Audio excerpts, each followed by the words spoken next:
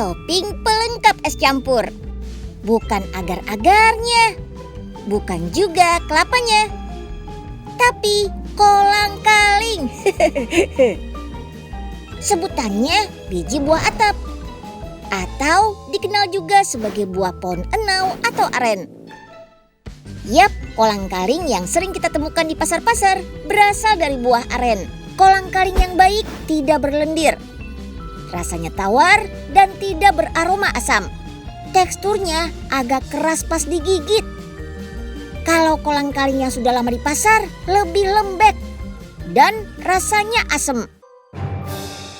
Tapi kolang-kaling yang keras belum tentu fresh juga. Harus diwaspadai. Bisa jadi itu kolang-kaling lama yang dikasih tambahan boraks. Biar lebih keras lagi dan awet.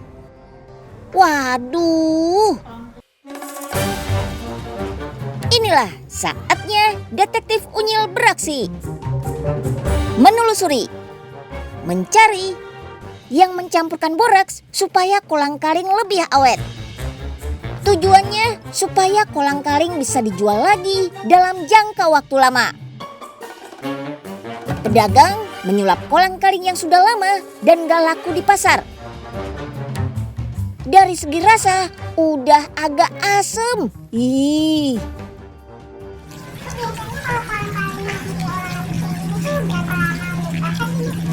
Sekitar 3 hari 4 hari mbak. Itu itu udah agak kuning. Agak kuningnya baunya juga gak enak, asem. Kayak bau tape mbak. What? Baunya kayak tape? Biasanya kan kolang-kaling dijual di ruangan terbuka. Udah gitu terkontaminasi udara pula.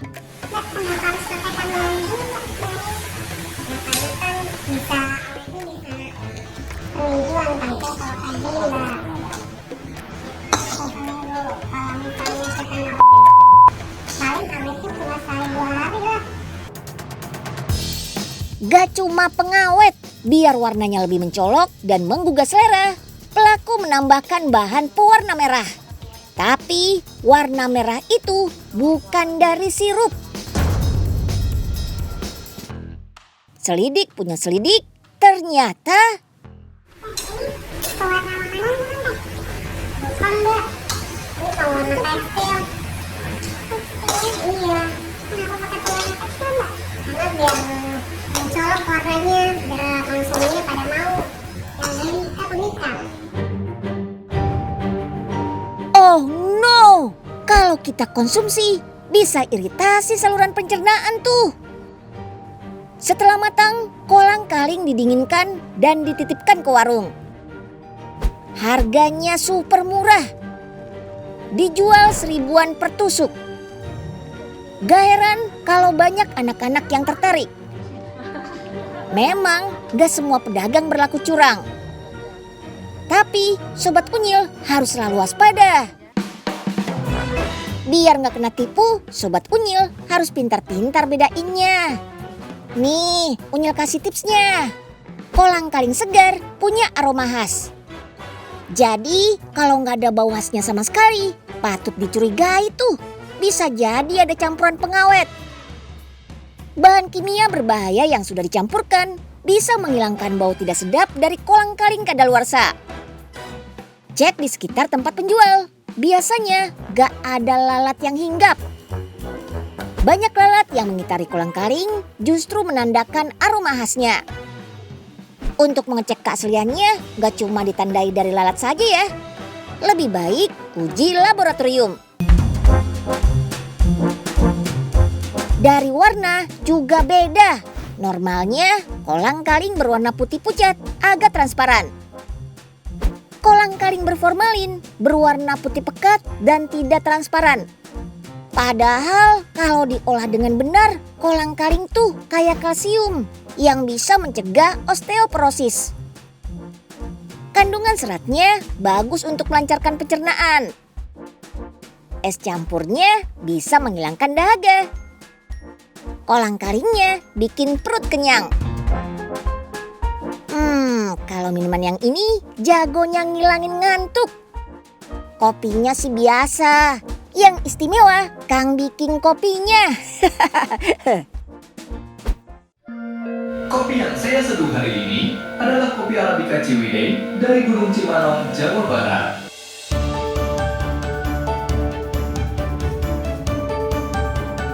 Jalan-jalan berwisata, jangan lupa memakai topi. Ini robot barista yang pinter ngebikinin kopi. Selamat datang di bar Automatic. Selamat datang. Silakan berdiri di belakang garis kuning. Robot barista ini membuat kopi dengan teknik seduh manual brew V60 dengan wadah penampung Chemex. Berbagai jenis biji kopi Nusantara hadir setiap harinya dengan varian berbeda.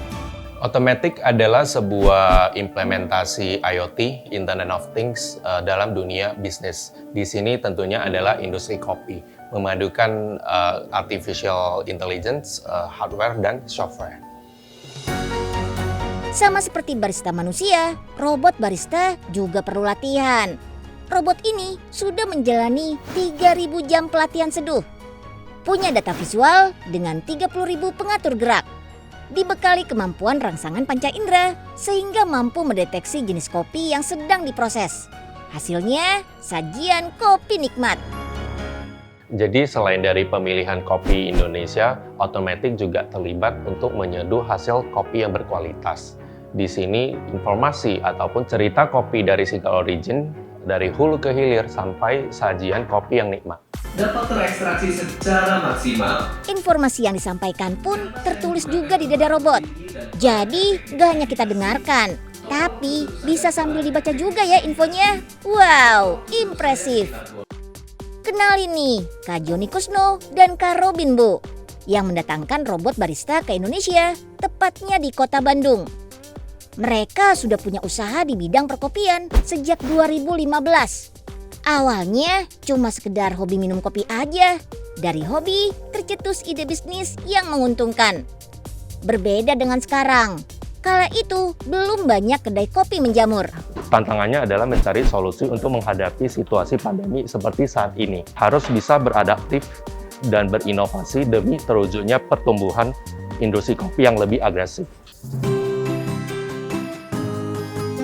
Kini usaha mereka berkembang dengan pesat. Produk kopi mereka sudah diekspor ke Afrika, Australia, Malaysia, Singapura, dan Jepang.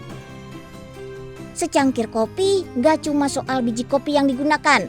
Berbagai peralatan untuk menyajikan kopi banyak diburu oleh penggemar. Mulai dari mesin seduh kopi, teko leher angsa, grinder, hingga semua peralatan dan perlengkapan untuk coffee shop ada juga tuh. Sampai akhirnya mendatangkan robot barista ini. Emang gimana sih cara kerja robot barista? Let's go Sobat Unyil, kita kepoin. Pertama, kita harus masuk ke aplikasi terlebih dahulu. Habis itu masuk ke akun. Lalu scan barcode. Wih, benar-benar cara baru menikmati sajian kopi. Dihidangkan oleh robot barista dengan keahlian bertaraf internasional. Yang pastinya ini pengalaman yang luar biasa dan jujur ini experience yang berbeda daripada tempat kopi lainnya karena ini merupakan satu-satunya robot yang di Indonesia membuat kopi. Pengalamannya seru banget. Jadi kita bisa lihat langsung pembuatan kopi yang dibuatnya sama robot. Robot barista hadir di saat yang tepat ketika pandemi sedang melanda. Jadi solusi untuk mematuhi protokol kesehatan karena memudahkan menikmati sajian kopi tanpa kontak langsung dengan manusia. Automatic hadir sebagai fungsi robotik bukan untuk menggantikan ataupun menjadi perbandingan pada kreasi seorang barista. Untuk menikmati sajian kopi dari barista robot ini, kalian harus merogoh kocek sebesar Rp42.000 jika menggunakan electronic money. Dan Rp58.000 jika membayar dengan uang tunai. Sebelum robot barista memulai aktivitas, perlu persiapan terlebih dahulu nih.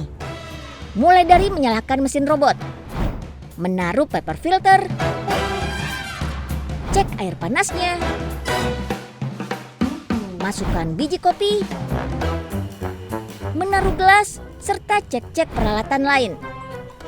Kalau dibandingkan, robot barista ini memang gak seluas manusia. Dalam waktu yang sama, barista bisa membuat beberapa sajian. Sementara robot hanya satu menu saja. Sebagai generasi awal, wajar kalau robot belum memiliki kemampuan multitasking. Ya, siapa tahu kan di masa depan kemampuan robot barista bisa makin berkembang menyamai manusia. Mulai dari bikin kopi, jadi kasir, bersih-bersih kafe, sampai diajak curhat. Jika dikonsumsi secara wajar, kopi punya banyak manfaat untuk tubuh karena mengandung vitamin B2, B5, mangan, kalium, dan magnesium. Menurunkan resiko kanker, menjaga berat badan, dan melindungi organ hati.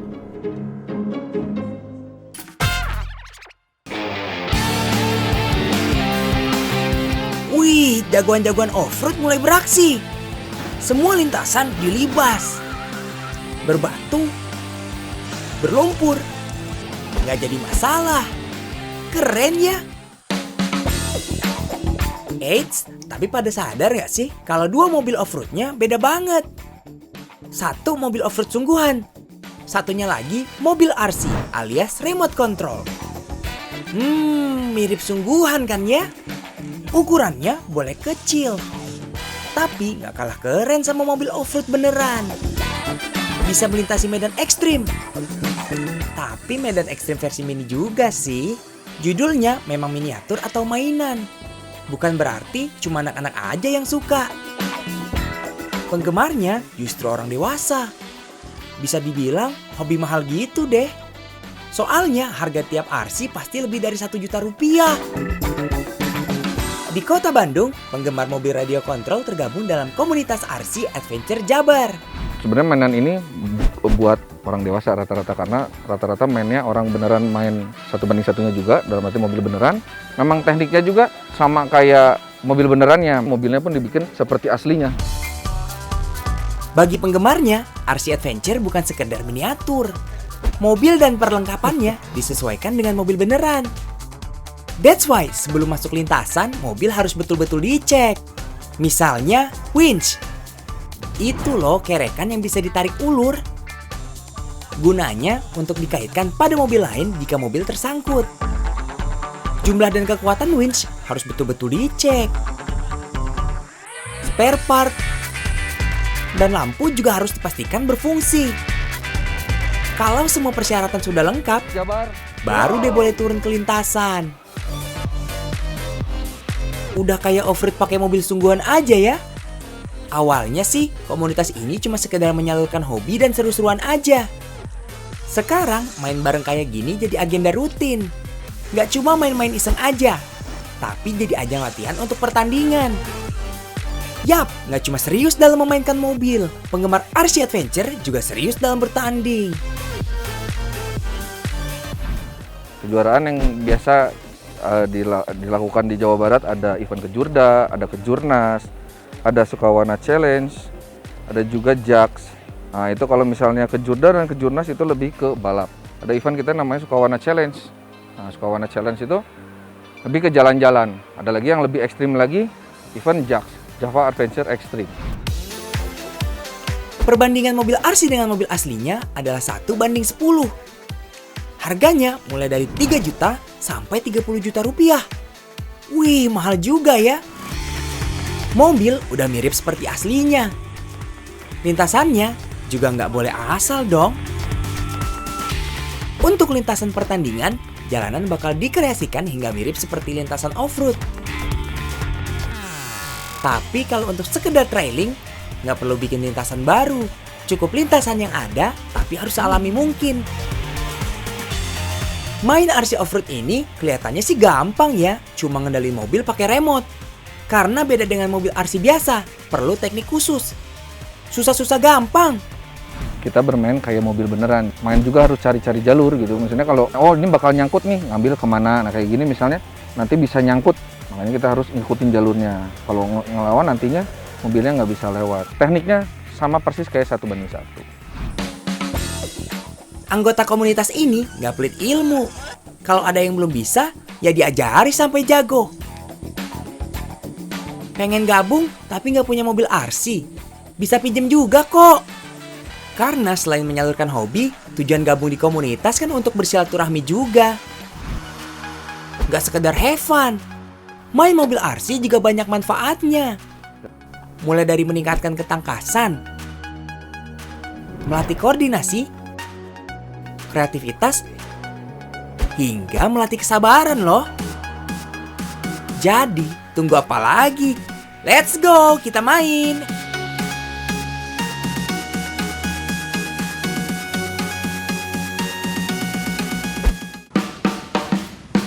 Gangguan pernapasan, jarak pandang berkurang, sampai pemanasan global, inilah tanda-tanda semakin tingginya pencemaran di udara. Sangat mengkhawatirkan. WHO mencatat kematian dini akibat polusi udara mencapai 7 juta kasus per tahun. Sumbernya banyak, dari rumah tangga seperti asap rokok dan pembakaran sampah. Paling tinggi jelas emisi dari asap kendaraan bermotor. 136 juta lebih jumlah kendaraan bermotor di Indonesia yang lalu lalang di jalan tahun 2020 lalu. Jadi gimana penanganannya? Jelas beragam.